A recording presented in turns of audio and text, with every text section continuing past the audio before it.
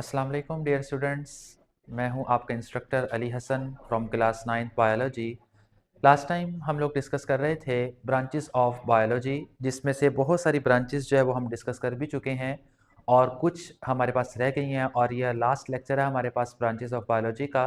तो after this lecture हमारे पास जो बायोलॉजी की जितनी भी ब्रांचेस थी वो सारी की सारी जो है कवर हो जाएंगी। और स्टार्ट हम करते हैं। तो हमारे पास नेक्स्ट जो ब्रांच है वो है मेरीन बायोलॉजी।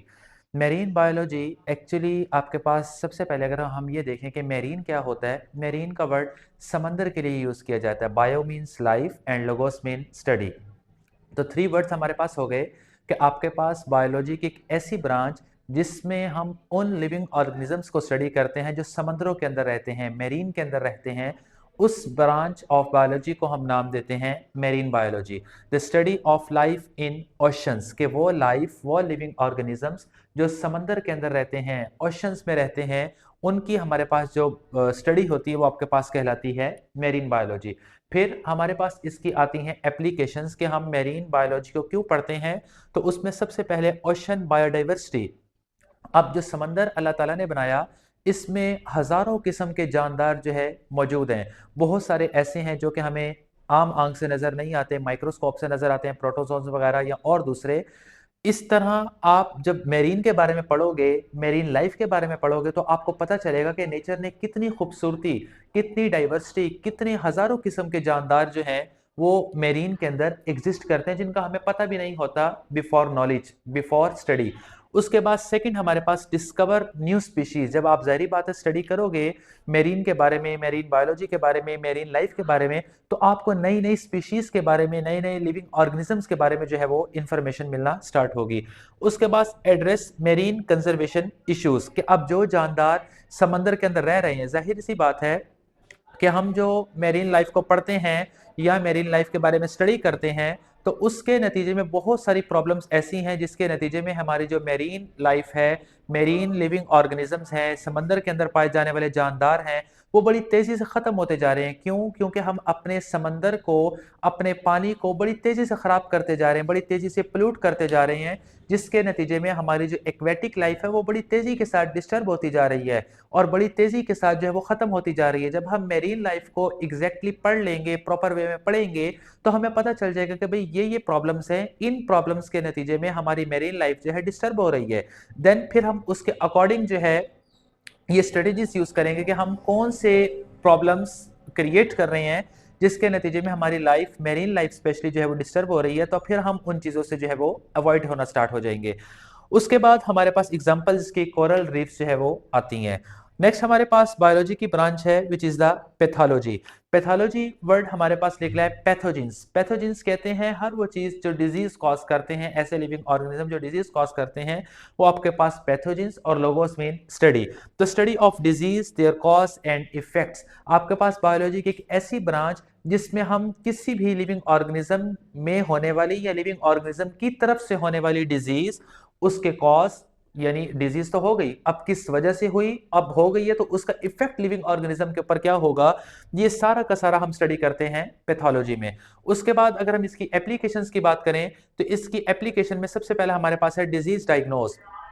जब आपके पास पैथोलॉजी का नॉलेज होगा, तो एप्लीकेशन में हम डिजीज डायग्नोस के बारे में पढ़ते हैं। यानी अगर पैथोलॉजी का आपको नॉलेज होगा कि यानी कौन सा पैथोजिन है, कौन सा ऐसा माइक्रोब है जिसकी वजह से डिजीज कॉज हुई, तो उस बीमारी को आप आसानी से जो है वो चेक अप कर सकते हो, उसके बारे में पता लगा सकते हो। देन जब आपको पता चल जाए, फिर आप उसको ट्रीट भी कर सकते हो। जारी बात है किस वायरस की वजह से हुआ, किस बैक्टीरिया की वजह से हुआ, किस फंगस की वजह से हुआ, उसको ट्रीट करना आसान हो जाता है। देन लास्ट में फिर हम उसको जो है प्रिवेंशन उसकी कर सकते हैं, प्रिवेंटिव मेजर्स अडॉप्ट कर सकते हैं, ताकि हम दोबारा या कोई और लिविंग ऑर्गेनिज्म दोबारा उस डिजीज से जो है वो इफेक्टेड ना हो। उसके बाद हम एग्जांपल देखें तो कैंसर है। कैंसर एक्चुअली आपके पास क्या है, it is uncontrolled cell division. तो अनकंट्रोल्ड सेल डिवीजन से मुराद क्या है कि हमारी बॉडी के अंदर मिलियंस ऑफ सेल्स जो है वो मौजूद हैं। अब उन सेल्स की डिवीजन्स होती रहती हैं जब जब बॉडी को नीड होती है, जब बॉडी को ज़रूरत होती है।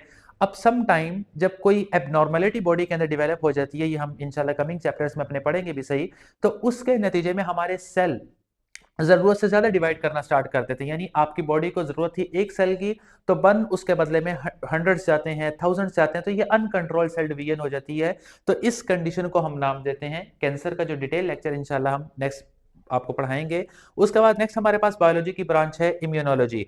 इम्यूनोलॉजी आपके पास बायोलॉजी की एक ऐसी ब्रांच होती है जिसमें हम इम्यून सिस्टम के बारे में जो है स्टडी करते हैं। अब इम्यून सिस्टम हमारे पास क्या चीज़ होता है, ये आप ऐसे समझ लें कि नेचर ने ये एक डिफेंस सिस्टम हमारी बॉडी के अंदर रखा हुआ है। जिस तरह हर कंट्री की, हर स्टेट की एक आर्मी है जो उसको प्रोटेक्शन प्रोवाइड करती है। कोई भी बाहर से कोई दुश्मन वगैरह आ जाता है तो उससे हमें प्रोटेक्ट करती है। तो इसी तरह अल्लाह ताला ने हमारी बॉडी के अंदर जो डिफेंस सिस्टम रखा है, जो हमारी बॉडी में आर्मी रखी है, उसको हम नाम देते हैं इम्यून सिस्टम का। कोई भी बाहर से माइक्रोब आ जाता है, जैसे बैक्टीरिया है, वायरस है, फंगल है, आपकी डाइट के ज़रिए से, एयर के ज़रिए से या किसी और वे से, तो उसके खिलाफ हमारी बॉडी जो है वो फाइट करती है और हमें प्रोटेक्शन प्रोवाइड करती है। तो जिस सिस्टम के ज़िम्मे ये काम है उसको हम नाम देते हैं इम्यून सिस्टम। और जिस बायोलॉजी की ब्रांच में इम्यून सिस्टम की स्टडी की जाती है उसको हम नाम देते हैं इम्यूनोलॉजी का। उसके बाद रोल अगेंस्ट डिजीज़, उसके बारे में हम ये पढ़ते हैं कि किस तरह ये इम्यून सिस्टम जो है डिजीज़ के अगेंस्ट हमारी बॉडी में काम कर रहा होता है। वो इंशाल्लाह कमिंग लेक्चर में इसका भी डिटेल लेक्चर आपको मिल जाएगा। उसके बाद एप्लीकेशंस की बात करें तो इम्यून सिस्टम को पढ़कर हम वैक्सीन जो है वो डिफरेंट किस्म की डेवलप कर सकते हैं, ताकि हम डिजीज़ के अगेंस्ट जो है वो काम कर सकें। उसके बाद treat auto immune disease. Auto immune disease क्या होता है कि इसमें इम्यून सिस्टम के अंदर ऐसी खराबी डेवलप हो जाती है कि हमारा इम्यून सिस्टम सॉरी हमारे खिलाफ जो है वो काम करना स्टार्ट कर देता है। वो एबनॉर्मल सेल्स को या कोई और पैथोजन को तो ख़त्म कर ही रहा होता है, लेकिन साथ-साथ बॉडी के नॉर्मल सेल्स को भी जो है डिस्ट्रॉय करना, डैमेज करना स्टार्ट कर देता है। इसको हम नाम देते हैं ऑटो इम्यून डिजीज़ का। तो इसको भी जो है वो हम इम्यून सिस्टम के ज़रिए से, इम्यूनोलॉजी के ज़रिए से ट्रीट कर सकते हैं। उसके बाद आप अपने इम्यून रिस्पॉन्स को इम्प्रूव कर सकते हैं। यानी हमारा जो इम्यून सिस्टम है, इसको हम किस तरह से बेटर कर सकते हैं अपनी डाइट के ज़रिए से या डिफरेंट किस्म की मेडिसिन्स के ज़रिए से। तो वो भी जो है इम्यूनोलॉजी के नॉलेज से हम पढ़ सकते हैं या इसको बेटर कर सकते हैं। लास्ट आपके पास आता है फार्माकोलॉजी। फार्माकोलॉजी हमारे पास वर्ड फार्मेसी आप लोग सुनते भी होंगे, पढ़ते भी होंगे। तो फार्मेसी हमेशा मेडिसिन से रिलेटेड जो है वर्ड टर्म यूज़ की जाती है। तो फार्माकोलॉजी बायोलॉजी की एक ऐसी ब्रांच है जिसमें हम ड्रग्स के बारे में स्टडी करते हैं और उन ड्रग्स का हमारी बॉडी के ऊपर क्या असर होता है, उसके बारे में भी हम स्टडी करते हैं। तो ये आपके पास ब्रांच कहलाती है फार्माकोलॉजी। उसके बाद एप्लीकेशंस क्या है, जब हम फार्माकोलॉजी का नॉलेज पढ़ लेते हैं, हमें ये पता चल जाता है कि हमने फलां दवाई खाई है, फलां मेडिसिन खाई है, इसका हमारी बॉडी के ऊपर क्या इम्पैक्ट हो रहा है। तो उससे हट कर फिर हम और किस्म की मेडिसिन जो है वो बनाना स्टार्ट करते हैं। उसके बाद एग्जांपल्स में हमारे पास डिफरेंट किस्म की एंटीबायोटिक्स हैं जो डिफरेंट डिफरेंट बैक्टीरियल इन्फेक्शंस के अगेंस्ट जो है वो बनाई जाती होती हैं। तो बेटा ये था हमारे पास लेक्चर्स, और जिस लेक्चर्स में हमने 3 लेक्चर्स में हमने ब्रांचेस ऑफ बायोलॉजी जो है वो कवर की हैं। तो इसमें मोस्ट इम्पोर्टेंट जो है ये शॉर्ट क्वेश्चंस के हवाले से अमूमन ज़्यादातर एग्जाम में पूछी जाती हैं। तो इसमें आपने इसकी एक डेफिनेशन, इसकी एप्लीकेशन, अगर एग्जाम्पल हो तो आपने एग्जाम्पल जो है वो इसकी कवर करनी है विद हेडिंग्स। तो होप सो कि आपको हमारा ये लेक्चर अच्छा लगा होगा। अगर अच्छा लगे तो इसको लाइक्स भी करें और इसको शेयर भी करें। थैंक यू एंड अल्लाह हाफिज़।